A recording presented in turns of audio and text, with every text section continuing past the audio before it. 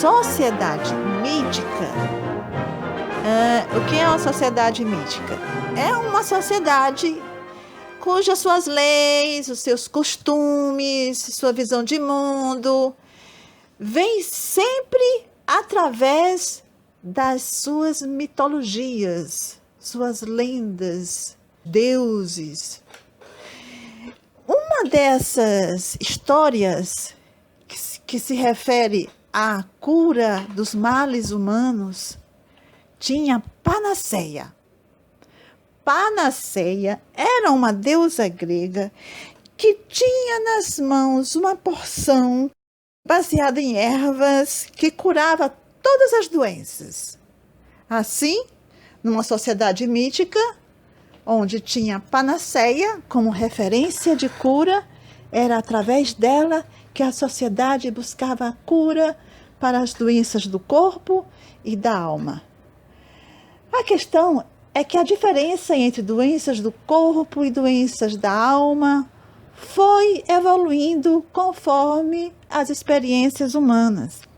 Como toda sociedade de origem mítica, a Grécia Antiga realizava suas curas mágicas.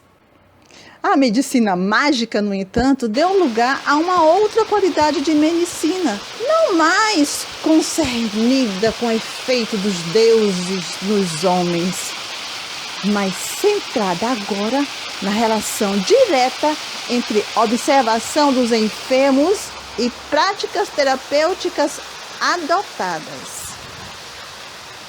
A medicina evoluiu. Passamos dos cuidados do corpo para os cuidados da alma. Surgiu a psicologia, a psicanálise, as terapias. E hoje, especificamente na área da filosofia, nós temos a filosofia clínica. Vamos falar dela um pouco? Vamos saber o que ela proporcionou na evolução filosófica do conhecimento e autoconhecimento humano. Vamos lá? A filosofia clínica é uma nova atividade terapêutica onde se utiliza a filosofia acadêmica dentro do processo terapêutico. Ela foi criada pelo doutor e filósofo Lúcio Pachter no final da década de 80 e hoje ela é exercida por vários filósofos clínicos, tanto no Brasil como no mundo. Para se tornar um filósofo clínico, é necessário que a pessoa seja formada e graduada em filosofia, em faculdades e universidades que são credenciadas pelo MEC.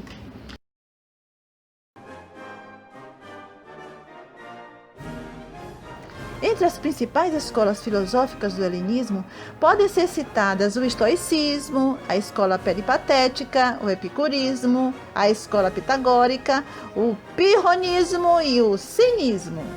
O estoicismo foi fundada no terceiro século a.C. por Zenão de Sítio. O estoicismo defendia que o objetivo da vida é viver em conformidade com a natureza e pregava a necessidade de desenvolver o autocontrole.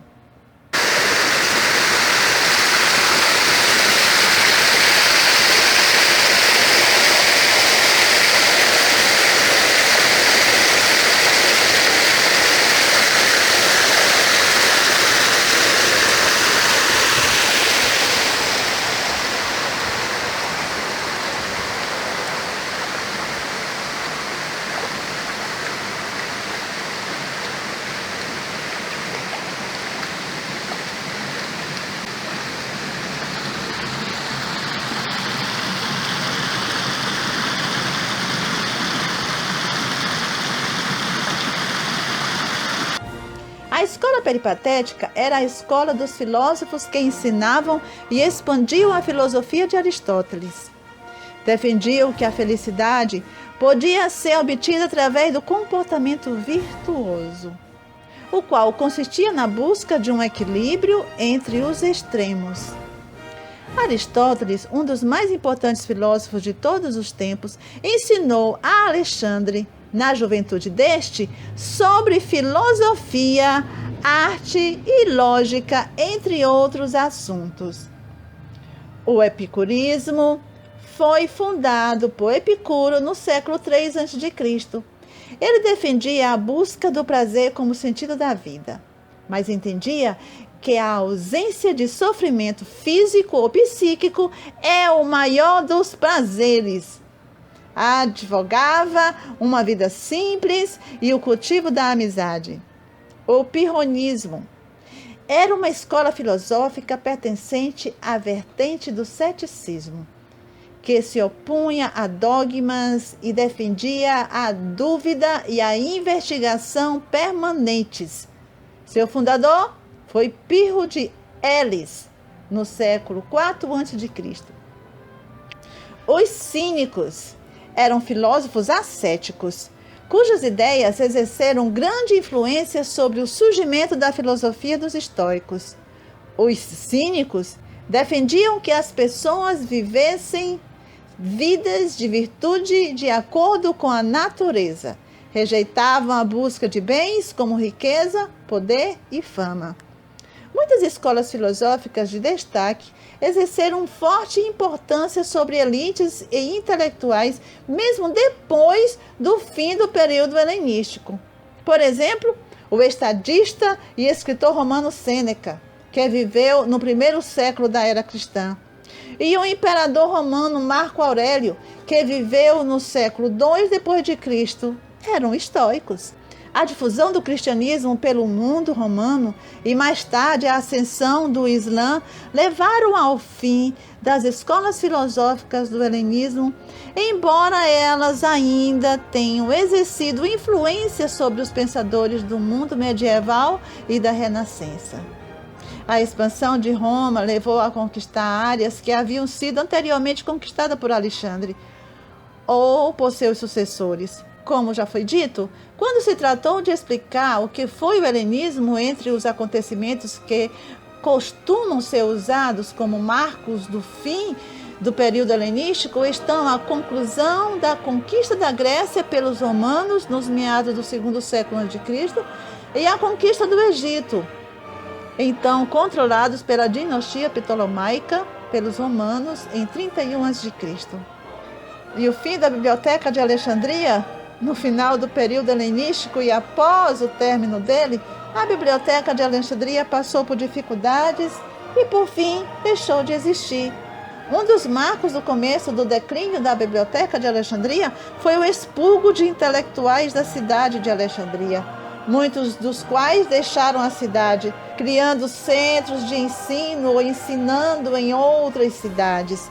Uma história famosa sobre o fim da Biblioteca de Alexandria diz que ela foi incendiada em 640 d.C., de acordo com ordens dadas pelo califa Omar. Nós temos também a importância do helenismo nas artes, nas ciências, cujo período helenístico teve grande importância para as artes e para a ciência. A arte do helenismo foi marcada por uma abordagem mais realista, retratando emoções, em vez das figuras serenas da arte grega do período clássico, retratando diferenças etárias, sociais e étnicas, e muitas vezes dando ênfase ao erótico. Entre as obras mais famosas do período podem ser citadas as esculturas Vitórias e Vênus de Milo. Com o fim do período helenístico, veio marcada com o fim da Biblioteca de Alexandria e deixou sua marca nas artes e nas ciências.